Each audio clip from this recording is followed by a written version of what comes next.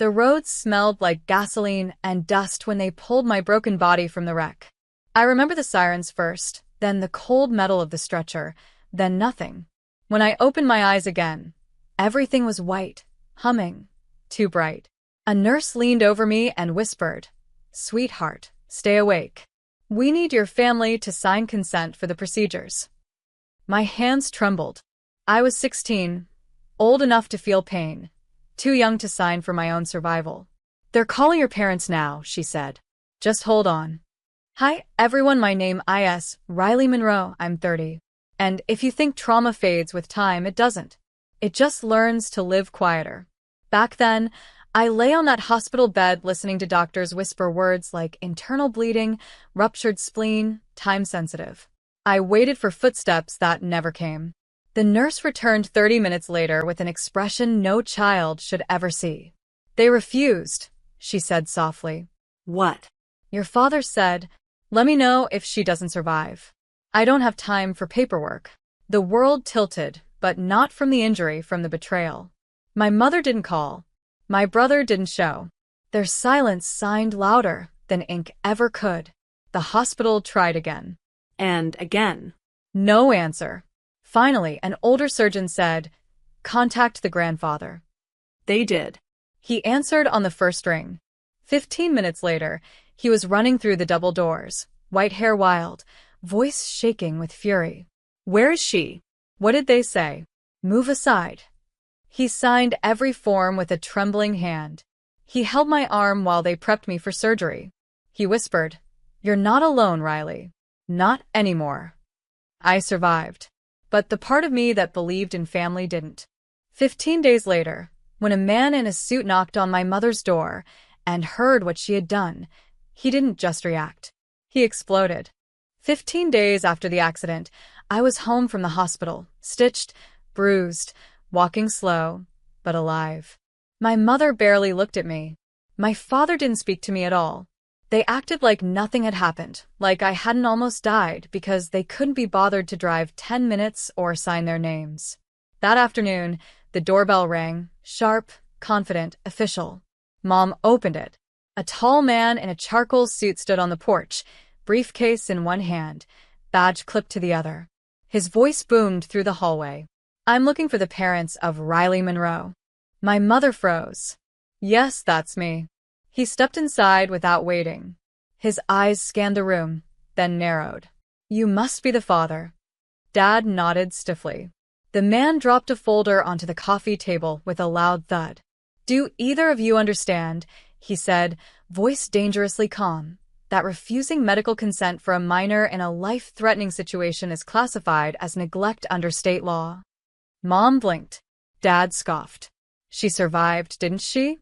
The man's jaw tightened. "She survived because her grandfather signed within minutes." "You two didn't even answer the phone." Silence. Not guilty silence. Arrogant silence. The kind that dares anyone to challenge it. He turned to me. "Riley, I visited the hospital. You were conscious during part of the intake. You confirmed your parents refused consent." I nodded slowly. "Yes." My mother hissed, "Why would you say that?" The man opened the folder and slid out several documents. Hospital recordings, call logs, doctor statements, all showing consistent refusal from the legal guardians. My father's face drained of color. My mother's hand trembled. Then the man said something that sliced the room open. "Mr. and Mrs. Monroe, this isn't just about paperwork, it's about intent. We need to determine whether your refusal was neglect or something far worse." My mother's voice cracked. Worse? What do you mean worse?" He opened another file. This one had photos. Notes. A signature I recognized instantly. Grandpa's. The man in the suit placed the second file gently on the table, the way someone sets down a bomb. My father shifted uncomfortably. My mother's fingers tightened around her robe. Grandpa's signature sat at the bottom of every single page. Each document was dated. Each note detailed. Each line written by a man who refused to let me vanish quietly. The investigator tapped the file. "These," he said, "are statements your father provided voluntarily." He contacted us the morning after Riley's accident. Mom swallowed hard. Why would he do that? The investigator looked at her like she'd asked why water is wet. Because he believed his granddaughter was in danger. Dad finally snapped. This is ridiculous. Families argue. Kids exaggerate. The investigator cut him off.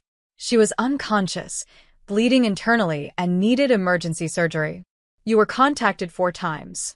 You responded once and said, quote, "Let me know if she doesn't survive. I don't have time for paperwork." The words echoed through the living room like an obituary for the parent-child relationship I once hoped we had. My mother turned to me sharply. You told them what he said? You told them that. I stared at her. You said nothing. The investigator cleared his throat and continued. We don't take accusations lightly. But your father's report included additional information. He opened another page. A pattern of withholding care, ignoring medical needs, and prior incidents involving verbal neglect. Mom paled. Dad clenched his jaw. Then came the sentence that made my heart stop. Based on the evidence, a petition was filed for temporary guardianship, naming Robert Monroe, Riley's grandfather, as the recommended custodian. My mother shot up from the couch. Custodian? What are you talking about? She lives here. Legally, the investigator said. That may change. My father stood too, voice rising. You can't take our daughter. Your daughter? I whispered quietly. The investigator turned toward me. Riley, you're allowed to speak. I looked at my parents, 2 strangers in familiar skin. And for the first time, I did. My voice felt small at first, like a match flickering in a storm, but the investigator waited, steady and patient. Go on, Riley, he said softly. And something inside me finally snapped into place. I took a breath. My parents didn't refuse because they were busy, I said, staring straight at them. They refused because they didn't care. My mother flinched like I'd thrown something. That's not true.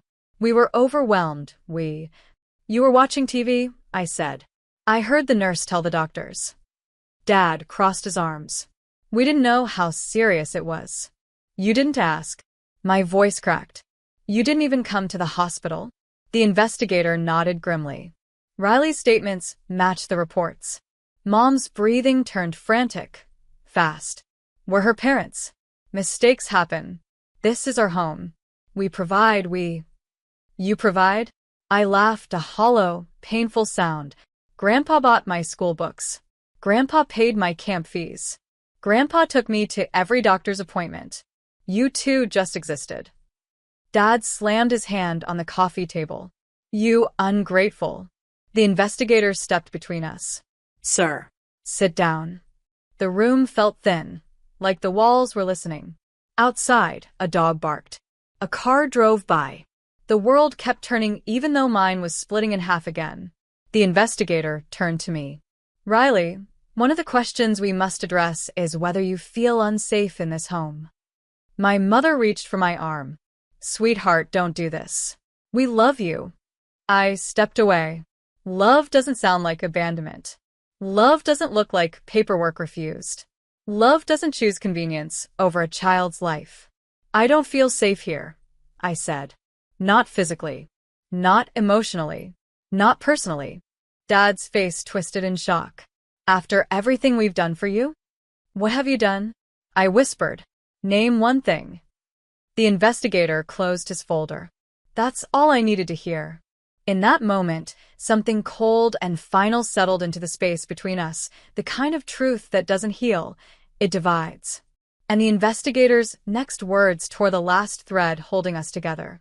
I'll be filing the emergency transfer request today. My mother collapsed back onto the couch as if the investigator's words had physically struck her.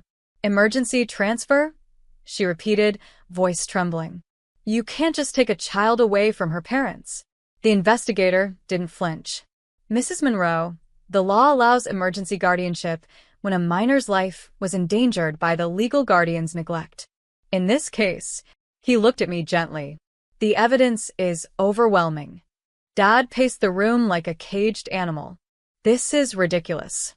We're her parents. She belongs here. Something inside me cracked. Not pain, not fear.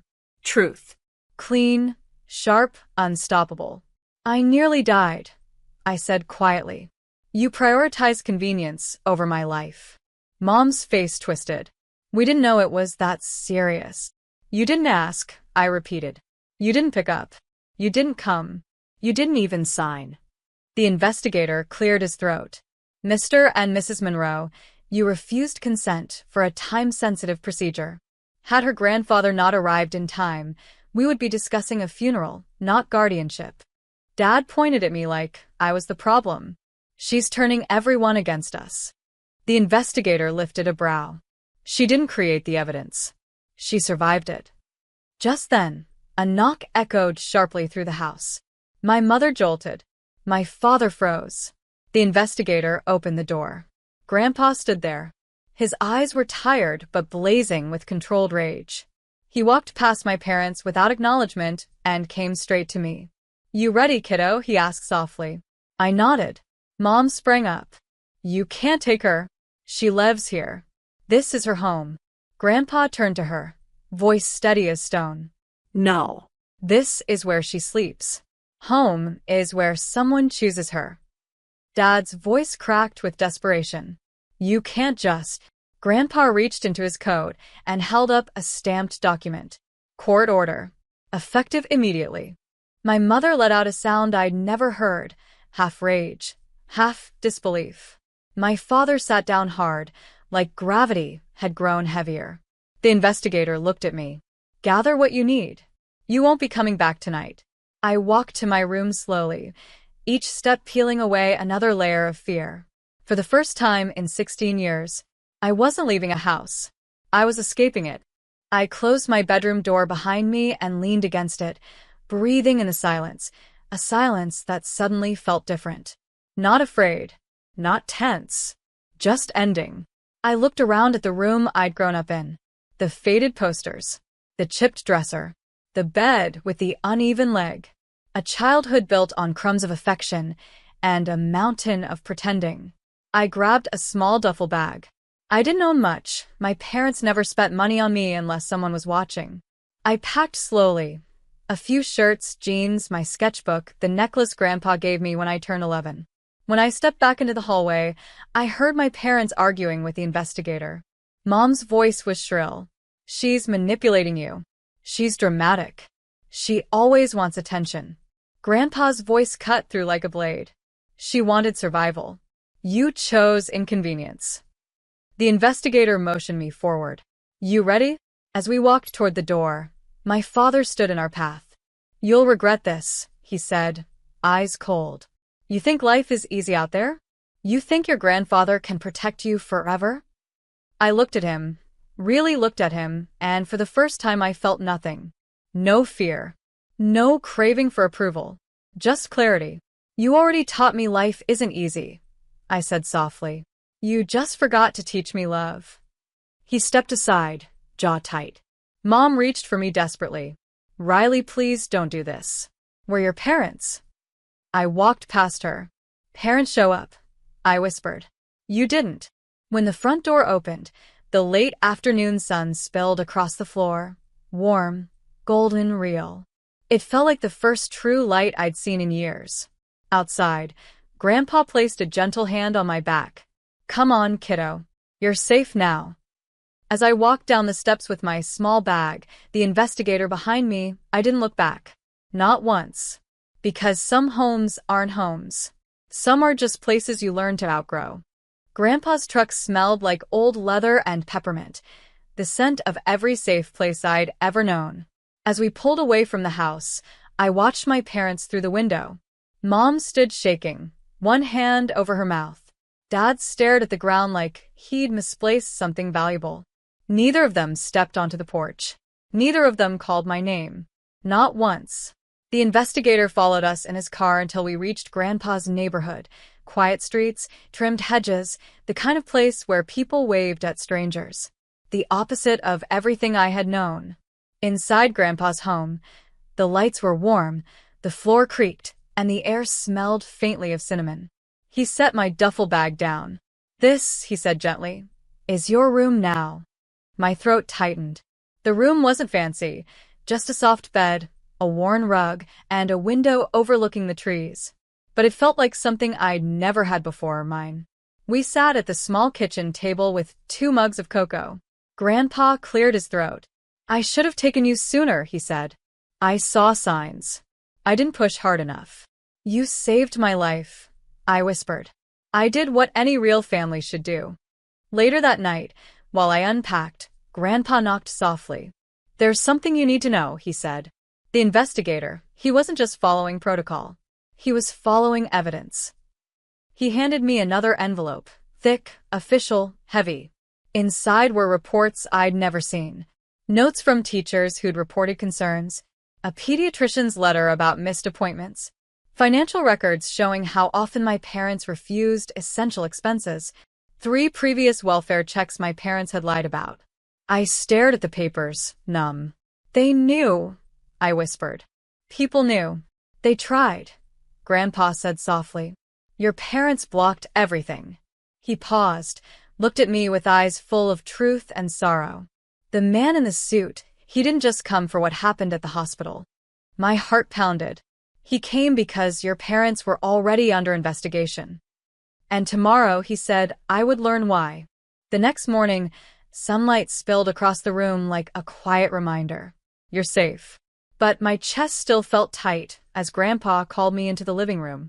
The investigator was already there, seated on the couch with a folder on his lap, the thick one I hadn't opened yet. He cleared his throat. Riley, before we close the guardianship hearing, you deserve the full truth. Grandpa sat beside me, steady and warm like a wall protecting me from every memory that still hurt. The investigator opened the folder. There were 3 welfare reports before your accident, he said. All dismissed because your parents were cooperative during visits. But the hospital incident changed everything. I swallowed. What was in the reports? He handed me a document. I scanned line after line. Missed medical appointments. Untreated injuries. Lack of supervision. Emotional neglect. Deliberate withholding of necessities. My fingers trembled. This was me? He nodded gently. You minimized a lot, Riley. Kids often do. He handed me another page, the final trigger for the investigation. A quote from my father, said during a recorded welfare check weeks before the accident. If she wants things, she should earn them. We're not raising a charity case. My breath hitched. I remembered that night. I remembered the hunger, the cold, the silence. Grandpa's hand closed around mine. They forgot children aren't property, he whispered. The investigator continued. When you almost died, we revisited every file. The pattern was undeniable. What happened in that hospital wasn't a mistake. It was consistent behavior. I looked at both of them, tears burning. So, what happens now? He closed the folder. Your parents waived their right to contest guardianship. You remain with your grandfather until adulthood. They will have supervised visitation only if you choose. Choose. A word I'd never been given before. I wiped my face and whispered, I choose peace. Grandpa exhaled, relief breaking across his features. You have it now, he said. For good. As the investigator left, the house felt warm. Not from the sun, but from something deeper. I wasn't a burden. I wasn't an accident. I wasn't a forgotten signature. I was free.